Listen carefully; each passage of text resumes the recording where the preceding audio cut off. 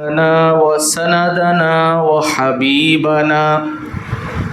وحبيب ربنا ومحبوبنا ومعشوقنا ومولانا محمدا عبده ورسوله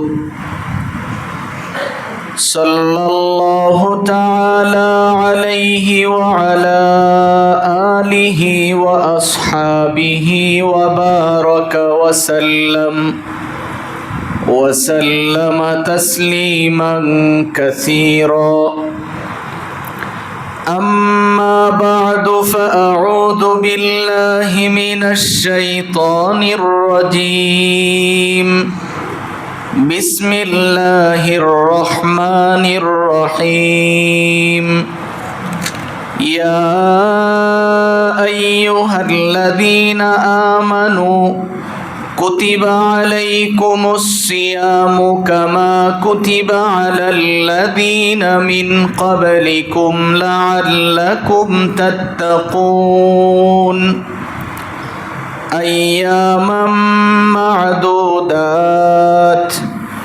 فمن كان منكم مريضا أو على سفر فعدة من أيام أخر. وعلى الذين يطيقونه فدية طعام مسكين. فمن تطوع خيرا فهو خير له وأن تصوموا خير لكم إن كنتم تعلمون.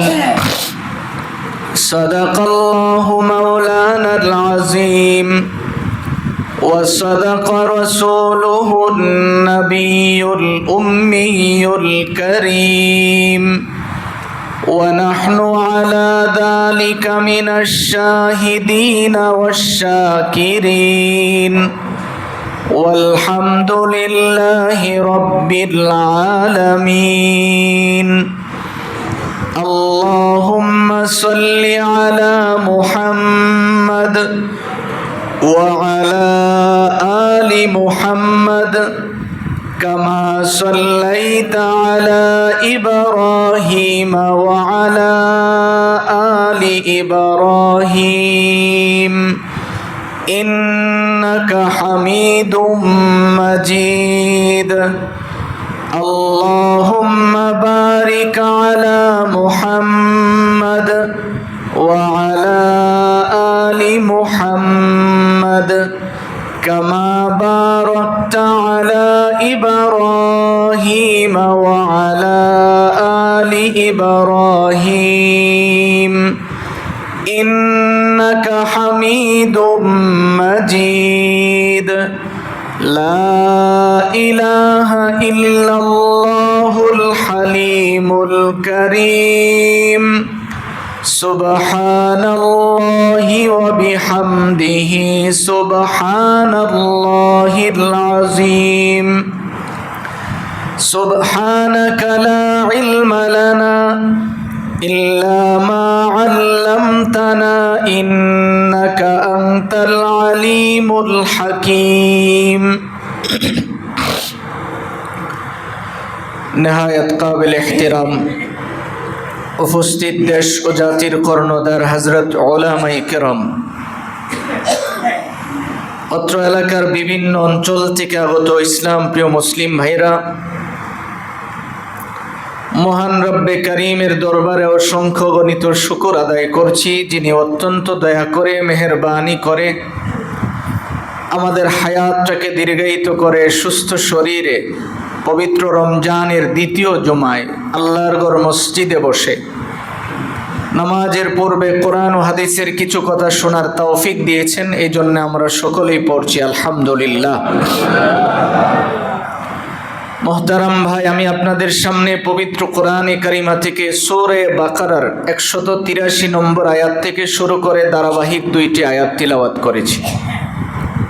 আল্লাহ রাব্বুল ইজ্জত ওয়াল জালাল যেন তিলাওয়াতকৃত আয়াত এবং হাদিসের আলোকে আমাকে ইখলাসের সহিত কিছু কথা বলার এবং আপনাদের সকলকে আমল করার নিয়তে শোনার তৌফিক দান করুন।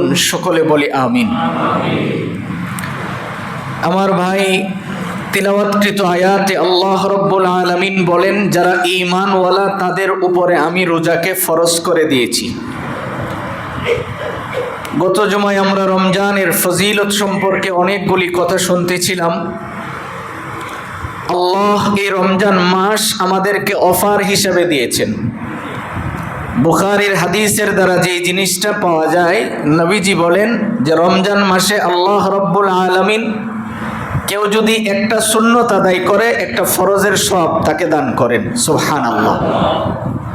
অর্থাৎ এই রমজান মাস এত অফার, তো অফার তো দেওয়া হয় যেন মাল বেশি সেল হয়। দুনিয়ায় আমরা দেখি যে অফার কোনো কোম্পানি এই জন্য দেয়, তার আশা থাকে যে অফারে যেন আমার মাল কি হয়ে যায়, বেশি বিক্রি হয়ে যায়। এই জিনিসটা চিন্তা করে আপনি দেখেন তো, যে দুনিয়াবাসী অফার দেয় তার মাল বেশির জন্য, আর আল্লাহ আমাকে অফার দিয়েছেন আমি যেন ইবাদতের মাত্রা আরো বাড়িয়ে দেয়। তা আমি কদ্দুর ইবাদত করতে পারছি, এটা আপনি আপনাকে একটু জিজ্ঞেস করেন। নাম্বার 2, দুনিয়ায় আমরা অনেক সময় দেখি, সাধারণত আমাদের দেশে রাস্তায় যে আন্দোলনগুলি হয়, কোনো একজন মন্ত্রী তার কাজ সঠিকভাবে করতে পারে নাই, এই জন্য আমরা আন্দোলন করি যে উনি ওনার দোষ মাথায় নিয়ে উনি যেন পদত্যাগ করেন। কেন? উনি ওনার দায়িত্ব পালন করতে পারে নাই। আপনি আবার চিন্তা করে দেখেন যে আমরা কি পরিমাণের ইবাদত করছি। আল্লাহ তো ইবাদতের কারণে আমাদের কাছ থেকে দামি দামি জিনিস সরায়া নেওয়ার কথা। আমরা যেই ধরনের ইবাদত করি, আমরা তো রমজান পর্যন্ত হায়াত দেওয়ার কথা ছিল না। তো এটা তো আল্লাহর দয়া যে আমাকে আল্লাহ রমজান পর্যন্ত কি দিছেন, হায়াত দিছেন, আমাকে আল্লাহ রহমতের চাদরে ডুবায়া দিছেন। তা আমি কি করতেছি? রমজানের প্রত্যেকটা সেকেন্ডের এত মূল্য, এত দামি, কিন্তু আমি এই সময়টাকে কোন কাজে কাটাচ্ছি? আল্লাহ তো এটা আমার উপরে দয়া করছেন। নবীজি বলছেন শাবান মাসে আল্লাহ রাব্বুল আলামিনের কাছে পুরা 11 মাসে বনি আদমের ইবাদত পেশ করা হয়। দুনিয়ায় আমরা দেখছি যে কোনো অফিসে যদি আমি চাকরি করি, আমি যদি 1 বছর অফিসে আমার চাকরিটা ভালো হয়, তাহলে 1 বছর পরে আমাকে পুরস্কৃত করা হয়। চাকরি খারাপ হইলে আমাকে তিরস্কার করে, আমাকে প্রমোশনের জায়গায় ডিমোশন করে দেওয়া হয় কখনো কখনো। আমার 11 মাসের ইবাদত যে আল্লাহ রাব্বুল আলামিনের সামনে পেশ করা হয়েছে, তো আমি তো জানি আমি কোন ধরনের ইবাদত করছি। আল্লাহ তো আমাকে হায়াত দেওয়ার কথা ছিল না, কারণ আমার ইবাদতের বলে আমি স্পেশাল মাসটা পাওয়ার যোগ্য না। তারপরে আল্লাহ যে আমাকে দয়া করে এই রহমতের চাদরের ভিতরে আমাকে ঢুকাইয়া দিছেন। আমার কি পরিমাণে ইবাদত করার কথা ছিল, আর আমি কি করছি? আপনি একটু নিজেকে এই বিষয়গুলি যদি জিজ্ঞেস করেন। আমি গতকালকে পুরান ঢাকায় ছিলাম।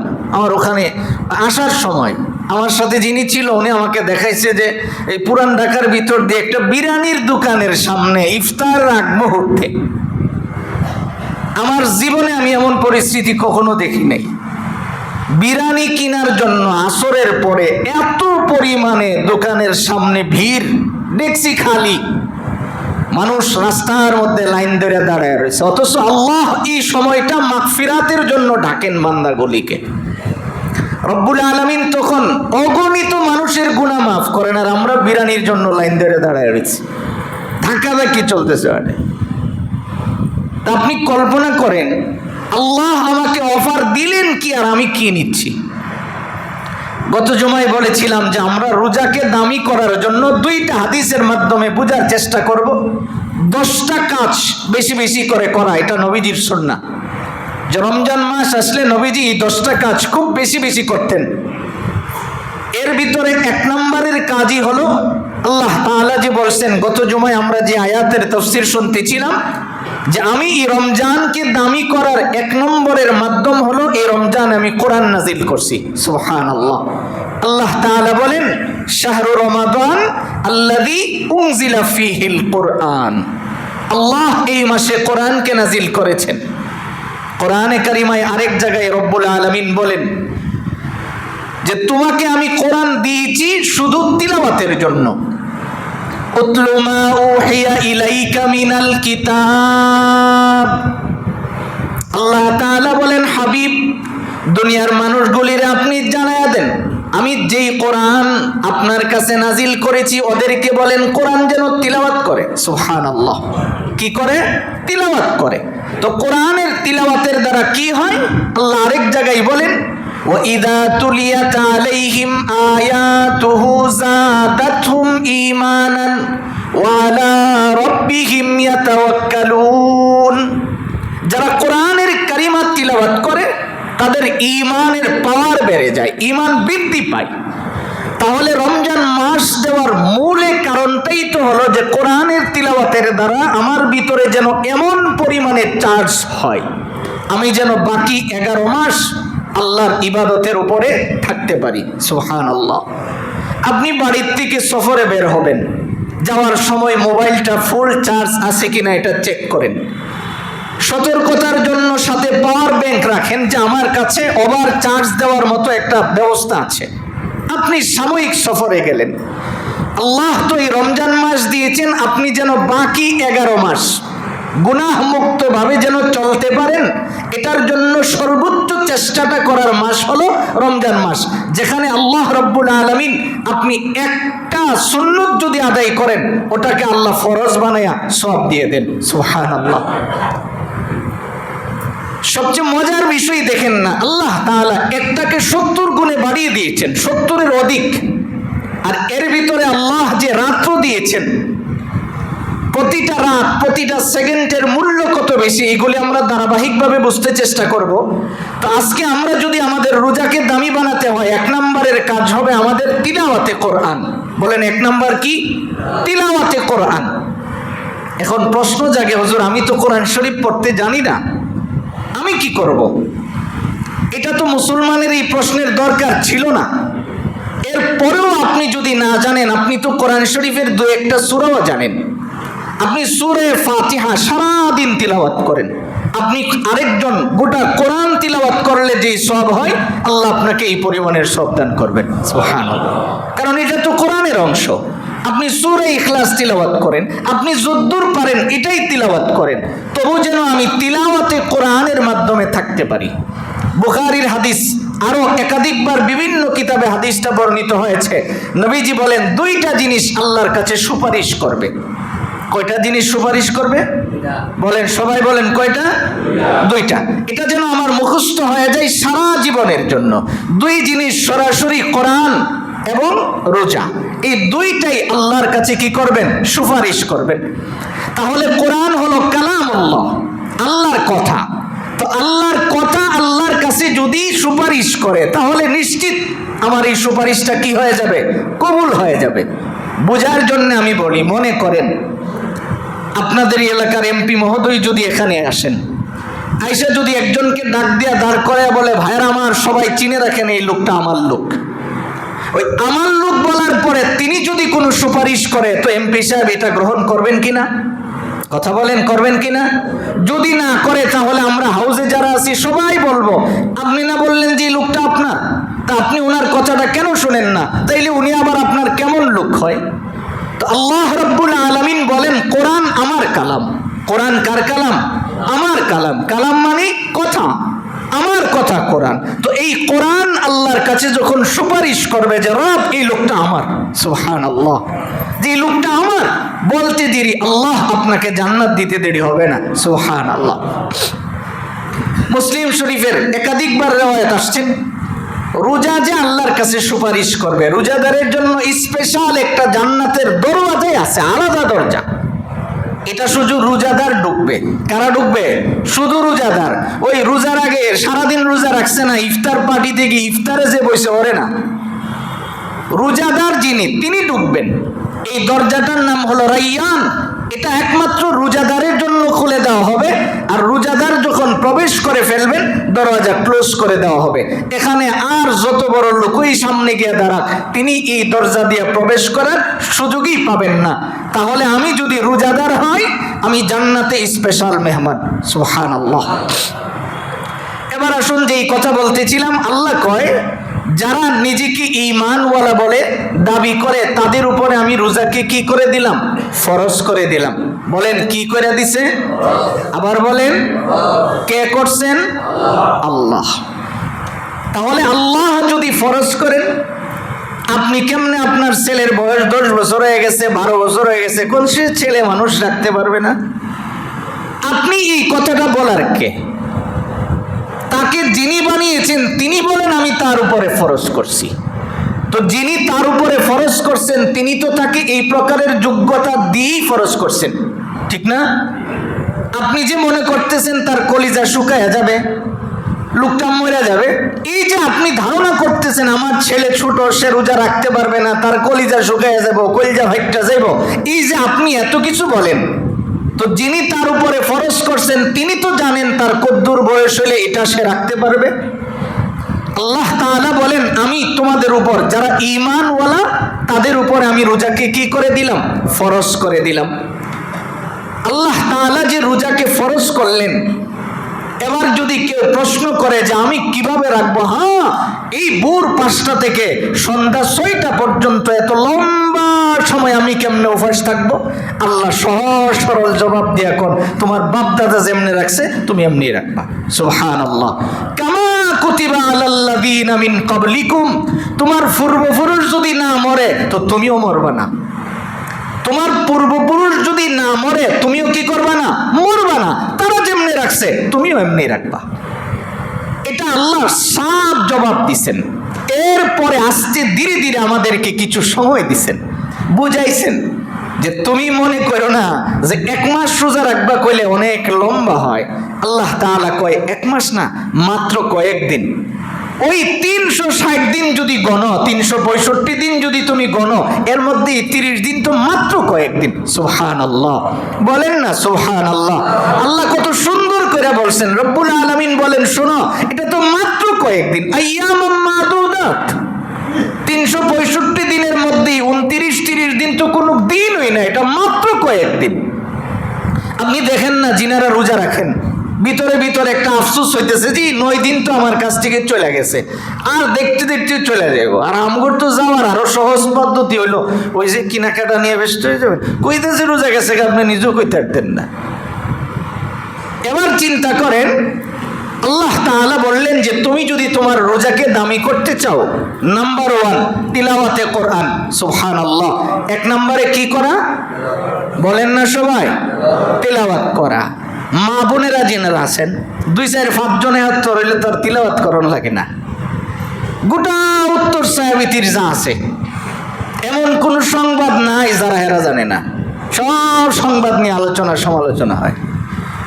আপনিও তো তিলাওয়াতে কোরআন করতে পারেন, তো এই যে সহজ, আপনি সূরা ফাতিহা পারেন এটাই বসে বসে তিলাওয়াত করেন, আপনি সূরা ইখলাস পারেন আপনি এটাই তিলাওয়াত করেন, আল্লাহ আপনাকে তিলাওয়াতে কোরআনের সওয়াব দিবে। তাহলে আমরা হাদিসের দ্বারা যে জিনিসটা বুঝলাম, 2টা জিনিস সরাসরি আল্লাহর কাছে সুপারিশ করবে, এর মধ্যে একটা হলো রোজা আর একটা হলো তিলাওয়াতে কোরআন। তো এই 2টাই যদি আমার একসাথে হয়ে যায়, 2 জন যদি আমার ব্যাপারে সুপারিশ করে, তাহলে সুপারিশটা তো আরো দামি হয়ে যাবে। এই জন্য এই রমজানে আমাদের 1 নম্বরের কাজ হবে বেশি বেশি করে কি করা? কোরআন তিলাওয়াত। বলেন বেশি বেশি। নাম্বার 2 নফল নামাজ আদায় করা। কত সুবর্ণ সুযোগ কিয়ামুল লাইলে।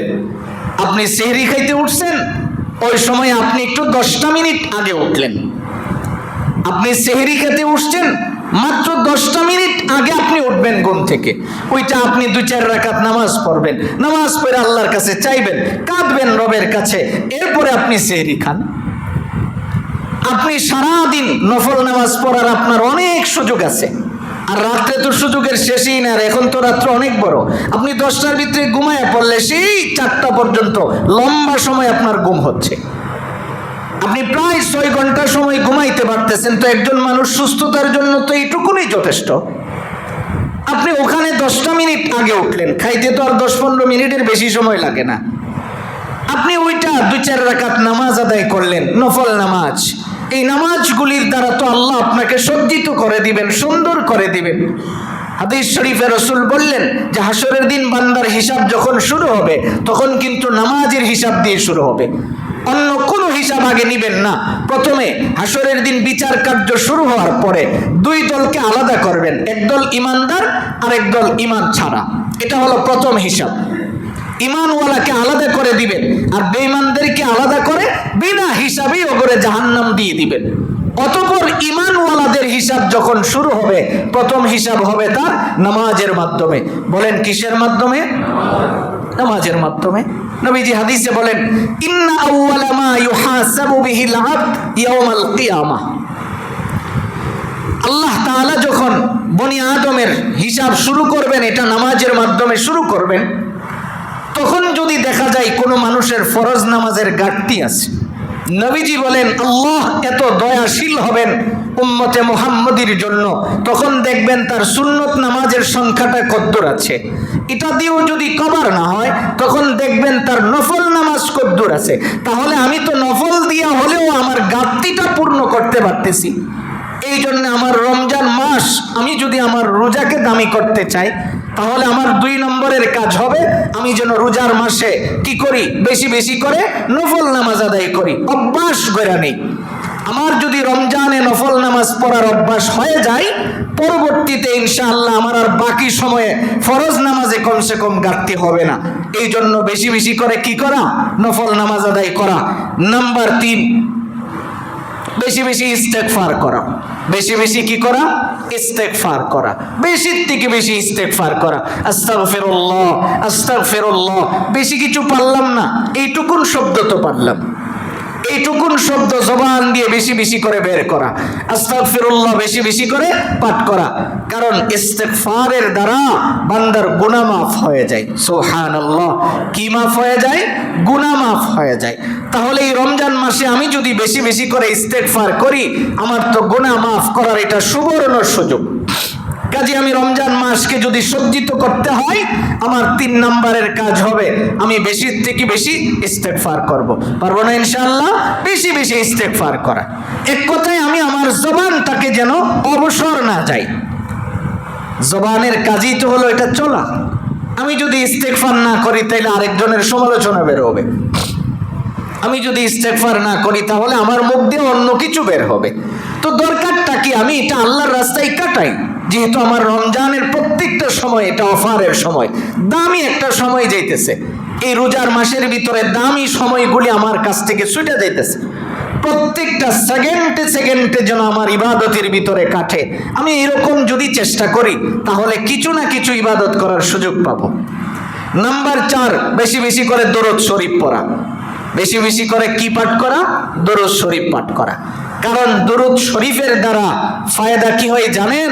মানুষের হায়াতেও বারাকা হয়, রিজিকেও বরকত হয়। সুবহানাল্লাহ। দরুদ শরীফ অনেক দামি একটা আমল।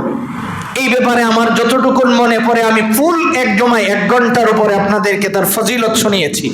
তো দরুদ শরীফ এমন দামি একটা ইবাদত, আমি যখনই সময় পাই বেশি থেকে বেশি দরুদ শরীফ পাঠ করব। আর কিছু না পারি, শর্টে পড়তে হলেও তো আমি পড়তে পারি সাল্লাল্লাহু আলাইহি ওয়াসাল্লাম, সাল্লাল্লাহু আলাইহি ওয়াসাল্লাম। আমি এইভাবে এইটুকুন দরুদ শরীফ হলেও আমি পড়তে পারি।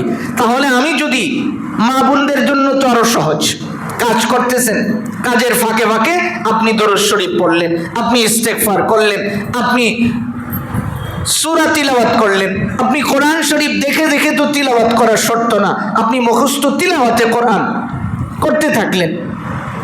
অনেকে মোবাইলে তিলাওয়াত ছেড়ে দেই, দিয়া কাজ করি। তো মোবাইলে তিলাওয়াত শুনলে ফায়দা কদ্দুর হবে এটা পরে রাখেন। আল্লাহ তো আপনাকে বলছেন তিলাওয়াতে কোরআনের জন্য, আর তিলাওয়াতে কোরআনের সহজ মাধ্যম দিয়েছেন আপনাকে। আপনি যা তিলাওয়াত করেন কোরআন শরীফ থেকে, এটাই তো তিলাওয়াত। তাহলে আপনি কেন মোবাইলের তিলাওয়াত শুনতে হবে? আপনি তো তিলাওয়াত করলে আপনার লাভ বেশি হচ্ছে। আপনি আমার কথাটা আগে বুঝেন যে তিলাওয়াত করার দ্বারা লাভ বেশি, শোনার দ্বারা লাভ তত না। তাহলে আপনি তো সরাসরি তিলাওয়াত করলেন, আর সরাসরি শুনলে এটা আরেক জিনিস। এই যে আপনি এখানে বসে বসে শুনতেছেন, হাফেজে কোরআন যিনারা আছেন ওনারা তিলাওয়াত করতেছেন, আপনি তার পাশে বসে বসে শুনতেছেন, এটা তো তার তিলাওয়াতের সমপরিমাণের আপনি সওয়াব পাচ্ছেন। ওর পাশে বসে বসে আপনি শুনতেছেন। তো আপনি যদি মোবাইলের তিলাওয়াত শুনতে যান, ওখানে কিন্তু আল্লাহ তাআলা কোরআনে কারিমায় বলছেন তোমার সামনে যদি কোরআন শরীফ তিলাওয়াত হয়, ওয়া ইযা কুরিআল কুরআন ফাসতামিউ লাহু ওয়া আনসিতু, আল্লাহ তাআলা নিজে বলছেন যেখানে কালামে পাকের তিলাওয়াত হয় ওখানে তুমি চুপচাপ বসে বসে কোরআন শরীফ তিলাওয়াত করো, শুনো, তাহলে কি হবে? লাআল্লাকুম তুরহামুন, আল্লাহ তাআলা তোমার উপরে রহমত বর্ষণ করবে। আমাদের বাংলাদেশে এটা রহমত না গজব এটা আমি জানি না, আমি প্রত্যেক মাহফিলে এই কথাটা বলতে চেষ্টা করি। একজন কোরআন শরীফ তিলাওয়াত করছে আর একজন জোরে চিৎকার মারে আল্লাহু আকবার, কি আল্লাহ কইছে তুমি চুপ থাকো, তো তুমি চিৎকার মারলা কেন? চিৎকার দেওয়ার আর জায়গা নাই। আল্লাহ তাআলা নিজে বলছেন তুমি ফাসতামিউ লাহু, তুমি এখানে একদম চুপচাপ ভাবে শ্রবণ করো, করলে লাভ কি হবে? লাআল্লাকুম তুরহামুন। তো আমাদের এই যে আপনি কোরআন শরীফ তিলাওয়াত লাগায়া দিয়া পিয়াজ কাটতেছেন, কোরআন শরীফ লাগায়া দিয়া বেগুনি বাজতেছেন, এখন তিলাওয়াতে কোরআনের আওয়াজের চেয়ে আপনার সেট করে আওয়াজ বেশি হয়ে গেছে, তা আপনি এটা কি সওয়াবের লেগে লাগাইলেন নাকি কোরআনের এহানতি হইল নাকি অপমান করলেন কোরআনকে আপনি? আল্লাহ কইছে তিলাওয়াতের সময় তুমি চুপচাপ থাকো, তা আপনি অন্য কাজ করতেছেন, অন্য মনস্ক হয়ে আছেন, কোরআনের তিলাওয়াতের দিকে আপনার কোনো নজর নাই। আমি মাসআলা বললাম না, শুধু আপনার বিবেকের কাছে প্রশ্নটা রাখলাম, আপনি নিজেরে জিজ্ঞেস করেন। মনে করেন আমি আপনার সাথে কথা কইতেছি, আপনি বয়া মোবাইল টিপতেছেন, আমার কি খুব মজা লাগবে মনে হয়? মনটা চাইব সাফা ফাতারে দুইটা মারবার লেখা, আরে আমি তার সাথে কথা কই আর আমার কথা না শুনে কি করে মোবাইল টিপতেছে, তো এই লোকের সাথে তো আমার কথা বলতে মনে চাইবো না। আর যেখানে কালামুল্লাহর তিলাওয়াত হয় আপনি সেট করে বেগুনি ছেড়ে দিলেন, আবার ভাবতেছেন খুব সওয়াবের কাম করতেছেন। এই জন্য এইগুলি না করে তিলাওয়াতের অভ্যস্ত হওয়া। আপনার যদ্দুর আছে আপনি এইটুকুন তিলাওয়াত করেন, আপনি সূরা ফাতিহা তিলাওয়াত করেন, মুখে তিলাওয়াত হবে, কাজ হবে। বলেন, মুখে তিলাওয়াত হবে, হাতে কাজ হবে। ব্যবসা করতেছি, কাস্টমারের সাথে কথা বলতেছি, তো কথা বলা শেষ, আমি সাথে সাথে পড়ব আস্তাগফিরুল্লাহ, আমি পড়ব দুরূদ শরীফ সাল্লাল্লাহু আলাইহি ওয়াসাল্লাম। পারবো না ইনশাআল্লাহ? আমি খুব সহজ ভাষায় আপনার রোজাকে দামি করানোর দুইটা হাদিসের কথাগুলি আপনাকে শোনাচ্ছি। এবার নবীজি বলেন 4 নম্বর তোমার কাজ হবে দুরূদ শরীফ বেশি বেশি করে পাঠ করা। নাম্বার 5 জিকির করা। 5 নাম্বার কি করা? জিকির করা। লা ইলাহা ইল্লাল্লাহ, আল্লাহ লা ইলাহা ইল্লাল্লাহ। এই যে একটা জিকির, জিকিরের মধ্যে এটা উত্তম জিকির, কারণ এটা ঈমানের প্রথম শব্দ, এটা ঈমানের প্রথম শব্দ। কারণ লা ইলাহা ইল্লাল্লাহর দ্বারা মানুষের হৃদয় পরিষ্কার হয়, আমার এই কলবে আল্লাহ ছাড়া আর কেউ নাই, এই কথাটার স্বীকৃতি দেওয়া। এই জন্য জিকিরের মধ্যে লা ইলাহা ইল্লাল্লাহ বেশি বেশি করে পাঠ করা। এই হলো 5টা জিনিস। এই 5টা কাজ যে বললাম, এখন বলেন তো এই 5টা কাজ করা খুব বেশি কঠিন? জি, সবাই করতে পারবো না? ছোট থেকে বড় সবাই পারবো, কাহারও জন্য কোনো প্রকারের কষ্ট হবে না। এবার আসুন আরেক হাদিস থেকে বাকি 5টা কথা আপনাদেরকে শোনাই। এর মধ্যে নাম্বার 6, এটা হলো জান্নাত আল্লাহর কাছে চাওয়া। কি চাওয়া? জান্নাত চাওয়া। আল্লাহ তাআলার কাছে বেশি বেশি দোয়া করো, আল্লাহ আপনি আমাকে জান্নাত দিয়ে দিন, আল্লাহ আমারে জান্নাতের মালিক বানায়া দিন। 7 নাম্বার জাহান্নাম থেকে মুক্তি চাওয়া। এই দুইটা তো আমাদের মানবিক দিক থেকে আমরা চাইতে পারি, কারণ প্রত্যেকজন মুসলমানের টার্গেটই তো হলো আমাদের জান্নাতে যাওয়া, জাহান্নাম থেকে মুক্ত চাওয়া। তো এই রমজান মাস বেশির থেকে বেশি আপনি হাত উঠায়া খুব আদবের সহিত বৈশা যে বলতে হবে এটা না, আপনি চলতেছেন ফিরতেছেন তখনও বলেন আল্লাহ আপনি না আমারে মাফ করে দিন, আমারে জাহান্নাম থেকে মুক্তি দিয়ে দেন, কারণ এই রমজানে আপনি তো অগণিত মানুষকে মাফ করবেন। আল্লাহ তাআলার ওয়াদা যে প্রতিটা রমজানে আমি হিসাববিহীন মানুষকে মাফ করি, তো আপনি না আমারে জাহান্নাম থেকে মুক্তি দিয়া দিন, আপনি আমারে জান্নাতের মালিক বানায়া দিন। এই যে আপনি দোয়া করলেন আল্লাহর কাছে, জান্নাত চাইবেন এবং জাহান্নাম থেকে মুক্তি চাইবেন, এই যে 6টা 7টা কথা বললাম, বলুন তো একটাও কি কঠিন? এবার বলেন এইগুলি কি কঠিন না সহজ? একদম সহজ। কিন্তু আমি আপনি আমার রুটিনটাই এমন করে নিছি, ইবাদতের দিকে আমাদের কোনো খেয়াল নাই। তাহলে রমজানের এই দামি মাস প্রতিটা সময় যেন আমার কাজে লাগে। আপনি 7 নম্বরে জাহান্নাম থেকে মুক্তি চাইবেন, 8 নম্বর বেশি থেকে বেশি সদকা করা, বেশি থেকে বেশি রমজান মাসে আল্লাহর রসুল পকেটের মধ্যে যা থাকতো মানুষের পিছনে খরচ করে দিত, নবীজি এটা দান করে দিতেন। তাহলে এই রমজান মাস এটা সদকার মাস, বেশি বেশি, যেখানে আল্লাহ রব্বুল আলামিন 70 গুণ বাড়াইয়া দিছেন, যেখানে আল্লাহ রব্বুল আলামিন 70 গুণ বাড়াইছেন, আপনি কেন কমাইয়া দেন? আপনার তো উচিত ছিল আল্লাহ যেখানে আমার গুনাহ মাফ কইরা আমারে পুরা রহমতের চাদর দিয়া ঢাইকা দিছেন, আমি একটা রহমতের দিনে যদি একটা ফরজ আদায় করছি আমি 70টার সওয়াব পাচ্ছি, আল্লাহ আমাকে 70 গুণ দিলেন, আমি তো 20 গুণ হলেও বাড়াইতাম পারি। আমি অন্য মাসে যদ্দুর সদকা করছি এর চেয়ে একটু বেশির থেকে বেশি সদকা করা, পকেটে ভাঙতি টাকা রাখা দেওয়া, এইগুলো আল্লাহ রাস্তায় খরচ করা, হাঁটতেছি চলতেছি দৈনিক কমসে কম অল্প হলেও যেন আমার সদকার কাতারে পড়ে, অল্প হলেও যেন আমার সদকার কাতারে পড়ে। তাহলে আপনাদের কাছে আমার এই পয়েন্ট থেকে যে কথাটা থাকবে, আপনি অন্য মাসে মসজিদে 10 টাকা দিচ্ছেন, আপনি এই মাসে 5 গুণ বাড়ায় 50 টাকাই দেন। আল্লাহ যেখানে এই গুণটা বলেছেন আর নবীজি এই গুণটা পালন করছেন, তাহলে এই গুণটা ছিল নবীজির। রমজান মাসে রসুল কোনো টাকা দেখতেন না, পকেটে যা আসতো ওখান থেকে খরচ করে দিতেন। আমি যদি এই গুণের সাদৃশ্য হয়ে যায়, অল্প হোক না, এটা যদি আমি সাদৃশ্য হয়, তাহলে আল্লাহ আমাকে নবীর এই গুণটাকে আমি আটকায় ধরছি, আল্লাহ এটার উসিলেই তো আমাকে মাফ করতে পারেন। তাহলে 8 নম্বরে আমরা যে জিনিসটা পাইলাম, বেশির থেকে বেশি রমজান মাসে কি করা? সাদকা করা, পকেটে যা থাকে ওখান থেকে আল্লাহর রাস্তায় খরচ করে দেওয়া, বৃদ্ধি করে দিবেন আল্লাহ। আল্লাহ যেখানে ইবাদত একটাকে 70 গুণ বাড়াইয়া দিছেন, আমি 70 গুণ বাড়াতে বলি নাই, কমসে কম আপনি 10-20 গুণ তো বাড়াইতে পারেন, যে আমি যেন সদকার মাস, এই মাসটা সদকার মাস, আমি যেন বেশির থেকে বেশি সদকা করতে পারি, এটা যেন আমার একটা প্রস্তুতি হয়ে যায়, আমার যেন নিত্যদিনের এটা অভ্যাস হয়ে যায়। আমি যদি রমজান এইভাবে সদকাগুলি করি তাহলে আমার রোজা কি হবে? দামি হয়ে যাবে। এবার আসুন 9 নাম্বার, আল্লাহর রসুল কয় এটা হলো সহমর্মিতার মাস। রমজান মাস কিসের মাস? সহমর্মিতার মাস।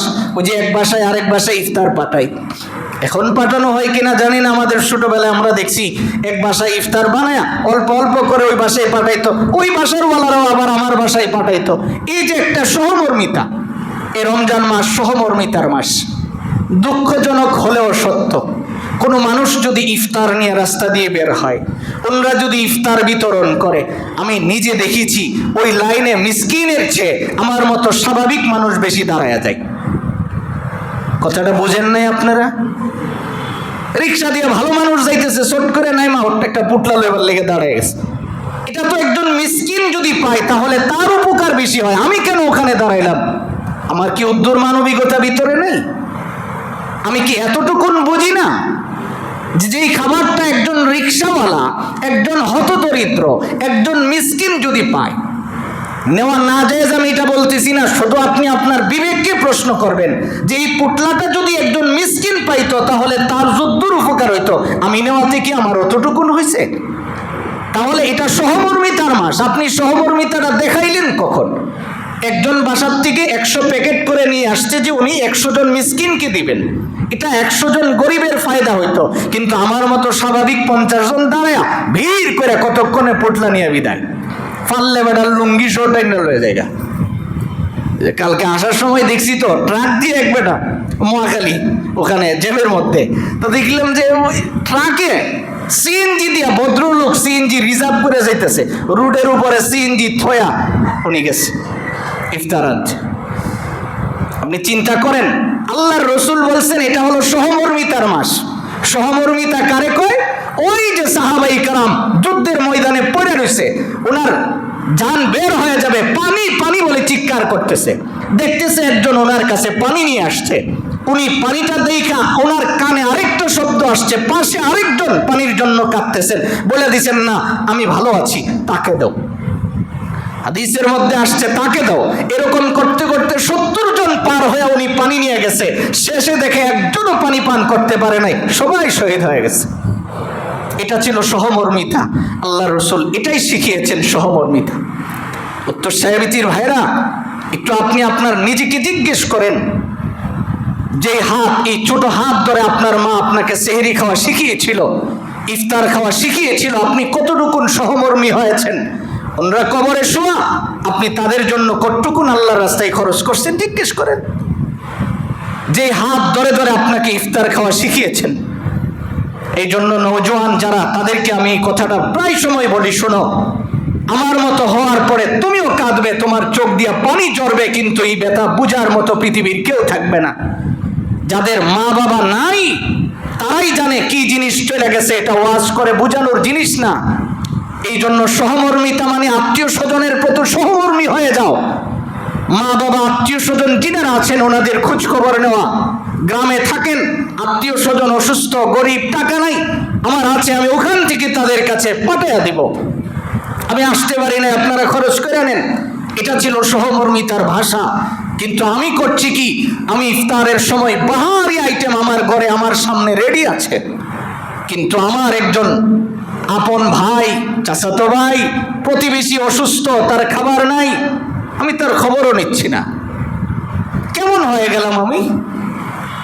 এই জন্য আল্লাহ রসুল বলছেন যে রমজান মাস সহমর্মিতা শিখায়। রমজান মাসে তোমরা সহমর্মী হয়ে যাও, আত্মীয় স্বজনের খোঁজ খবর রাখো। রোজাকে যদি দামি করতে হয়, 9 নম্বর নবীজি বলেন তুমি এই সহমর্মিতার মাসে মানুষের প্রতি সহনশীল হয়ে দাঁড়াও। 10 নম্বর আল্লাহর রসুল কয় তুমি ইফতার করাও। কি করাও? ইফতার করাও। এখন ইফতার যদি করান, তাহলে ইফতার যাকে করাবেন তিনি যদ্দুর সওয়াব পাবেন, আপনি ততটুকুন পাবেন। নবীজি বলছেন একজন মানুষকে ইফতার করাইলে আল্লাহ রাব্বুল আলামিন আপনাকে কবুল রোজার সওয়াব দান করেন। সুবহানাল্লাহ। এখন আপনার কাছে আমার প্রশ্ন, আপনি ইফতার মাহফিল করলেন, হিন্দু বেড়ারে দাওয়াত দিলেন, কারণ তিনি না আপনার বন্ধু, আপনি যে আপনার বন্ধুর না দাওয়াত করে ইফতার মাহফিলে খাওয়াইলেন, আপনি কদ্দুর সওয়াব পাইলেন? আপনি আপনাকে জিজ্ঞেস করেন আপনি কদ্দুর সওয়াব পাইলেন? বরংস আপনার কি পরিমাণের গুনাহ হয়েছে আপনি একটু চিন্তা করেন। ইফতার এটা সুন্নাত, এটা শিয়ারে ইসলাম, ইসলামের একটা শরীক রাখে যে ইবাদত, এখানে আরেকজন হিন্দু বেটা রাইন আপনি রেডি করছেন, দাঁড় করাইছেন, তো এই বেটার সওয়াব হইলেই না আপনার হইতো? তোর তো ইমানই নাই, তাহলে তার সওয়াব কি হইল? আপনি অন্য সময় দান করেন, দেন, অসুস্থ তাকে চিকিৎসার জন্য দেন, অসহায় তাকে সহযোগিতা করলেন, এটা আলাদা বিষয়। কিন্তু আপনি রমজান মাসে যে ইফতার পার্টি করে, ইফতার মাহফিল করে, ও আমার দুস্থ তো গরু খায় না, একটা খাসি জব করে রেডি করে রাখছি হিন্দু বাড়িতে খাওয়ানোর লেগে। এবার আপনি চিন্তা করে দেখেন আপনি কত নম্বরের মুসলিমের কাতারে পড়েন। ইফতার এটা শিয়ারে ইসলাম, পবিত্র একটা ইবাদত, আর আপনি ওখানে একজন অমুসলিমকে ইনভাইট করে আনছেন। এই জন্য সতর্ক হয়ে যাওয়া মোহতারাম ভাই, নিজেকে একটু জিজ্ঞেস করেন আমার কি করার ছিল, আমি কি করছি। এই 10 নম্বরে নবীজি বলেন রমজান মাস তুমি ইফতার করাও, মানুষকে ইফতার করাও, বেশি বেশি ইফতারের পিছনে খরচ করো, মানুষের পিছনে সহমর্মিতা দেখাও, খরচ করো। এই যে 10টা কথা বললাম, এখন বলুন তো এই 10টা আমরা চাইলে সবাই করতে পারি না? সবাই পারি, আমার সাধ্য অনুযায়ী আমি পারি, আমার কোনো অসুবিধা নেই, আমি এটা করতে পারি। আল্লাহ যেন আমাদেরকে এই 10টা কাজ বেশি বেশি করার তৌফিক দান করুন, সকলে বলে আমিন। এই 10টা কাজের দ্বারা আমার রোজা কি হবে? দামি হবে। এবার আসুন, আল্লাহ রাব্বুল আলামিন বলেন যে আমি তোমাদের উপরে রোজা ফরজ করছি যারা ঈমানওয়ালা। বলেন কি ওয়ালা? ঈমানওয়ালা। নামাজ পড়ে না, রোজা রাখে না, কিছুই করে না, এই লোককেও যদি আপনি বেঈমান কয়া গালি দেন, আপনি সুস্থ হইতে পারবেন না। অথচ আল্লাহ কয় যারা নিজেকে ঈমানওয়ালা বলে দাবি করো, তোমাদের উপরে আমি রোজা কি করলাম? ফরজ করলাম। ইয়া আইয়ুহাল্লাযীনা আমানু, আল্লাহ তাআলা কয় হে ঈমানওয়ালারা শুনো। কোরআনে কারিমায় এমন বহু কথা আছে, আল্লাহ এখানে কাফিররেও ডাক দেয় নাই, মুনাফিকরেও ডাক দেয় নাই, অমুসলিমদের কাউকে বলেন নাই, শুধু বলছেন সিফ যারা আমার বন্ধু, সিফ যারা নিজেকে ঈমানওয়ালা বলে দাবি করো, তাদেরকে আল্লাহ তাআলা বলেন ইয়া আইয়ুহাল্লাযীনা আমানু, হে ঈমানওয়ালারা শোনো, কুতিবা আলাইকুমুস সিয়াম, আমি তোমাদের উপরে রোজাকে লিখে দিলাম। সুবহানাল্লাহ, আমি তোমাদের উপরে রোজাকে ফরজ করে দিলাম। এবার রব্বুল আলামিনকে আপনি যদি জিজ্ঞেস করেন আল্লাহ আমি এত লম্বা কষ্ট করে রোজাটা কিভাবে রাখবো, আল্লাহ তাআলা বলেন কামা কুতিবা আলাল্লাযীনা মিন ক্বাবলিকুম, শুধু তোমাদের উপরে আমি রোজা ফরজ করছি বিষয়টা এমন না, তোমাদের পূর্বপুরুষের উপরেও আমি রোজাকে ফরজ করেছিলাম। সুবহানাল্লাহ। তোমাদের পূর্বপুরুষ যেমনে রোজা রাখছে তুমিও এইভাবে রাখবা। অতঃপর রব্বুল আলামিন বলেন যদি রোজা রাখো তাহলে কি দিবেন আল্লাহ? আল্লাহ তাআলা বলেন লাআল্লাকুম তাত্তাকুন। তুমি যদি সঠিকভাবে রোজাকে আদায় করতে পারো আমি রব্বুল আলামিন বইলা দিলাম তোমারে তাকওয়া দিব, মুত্তাকি বানায়া দিব। সুবহানাল্লাহ। তাহলে তাকওয়াটা অনেক দামি, যেটা আমরা গত জুমায় শুনেছিলাম। তাকওয়া যদি কোনো মানুষের ভিতরে থাকে তিনি দুনিয়ার কোনো হারাম কাজে লিপ্ত হতে পারে না। আল্লাহ যেন এই 10টা গুণ অর্জন করে আমাদের রোজাকে দামি বানাতে পারি সেই তৌফিক দান করে। সকলে বলে আমিন। মোহতারাম ভাই, আপনাদের কাছে আমার শেষ একটা আবেদন। এটা হলো, আপনারা জানেন আমাদের এই মাদ্রাসার আমরা এতিমখানার জন্য অনেকে আসহাবে বদরিন সদস্য আছি। এই সদস্য যিনারা আছি আগামী শুক্রবার 6 তারিখ 16 রমজান, 6 তারিখ না, ইংরেজি মনে হয় 6 তারিখ 16 রমজান, আগামী শুক্রবার আমাদের মাদ্রাসার বদরিন সদস্যদের এখানে দাওয়াত করা হয়েছে, সদস্য সম্মেলন। আমরা চেষ্টা করব যে শুক্রবারের আগেই যেন মেহেরবানি করে আমাদের টাকাগুলি আমরা মাদ্রাসায় 1000 টাকা করে বার্ষিক যে ফিটা আমাদের ছিল আমরা যেন এটা পৌঁছে দিতে পারি, এই বিষয়টা একটু খেয়াল করা। পাশাপাশি যেহেতু এই রমজান মাস সাদাকার মাস, আমি অত্যন্ত আনন্দিত হয়েছি আমি বলার পরে আপনারা গত জুমায় স্বতঃস্ফূর্তভাবে যথেষ্ট সহযোগিতা করেছেন, আলহামদুলিল্লাহ। এটা আমি সব জায়গায় বলি যে আমার উত্তর সাহেবেতির মানুষ, ওনারা সবাই আমরা একসাথে চলি, আমাদের সব কিছু একসাথেই হয়। আপনাদের কাছে আমার আবেদন থাকবে এই যে রমজান মাস আমরা আমাদের দানের খাতটা একটু বৃদ্ধি করে দেই। আল্লাহ নবী যেহেতু বলছেন যে তোমরা সাদকা করো বেশি বেশি, আল্লাহ 70 গুণ বাড়াইছেন, আমি 2-4 গুণ বাড়াইয়া যারা 10 টাকা দিতাম ওনারা যদি 50 টাকা খরচ করি মসজিদে আমাদের কোনো অসুবিধা হবে না, কিন্তু মসজিদের অনেক ফায়দা হবে, আল্লাহর ঘরের অনেক সহযোগিতা হবে। আমরা একটু চেষ্টা করব আমাদের দানের খাতটা বৃদ্ধি করে আমরা যেন এই 10 টাকার জায়গায় 50 টাকা, 100 টাকা, 500 টাকা এরকম এই রমজান মাস আল্লাহর রাস্তায় খরচ করতে পারি। মসজিদে একটু দানের খাত বৃদ্ধি করে দিব। আল্লাহ আমাদের সকলকে বেশি বেশি করে আল্লাহর রাস্তায় খরচ করার তৌফিক দান করুন। সকলে বলে আমিন। যারা সুন্নত পড়ে নাই সুন্নত আদায় করেন।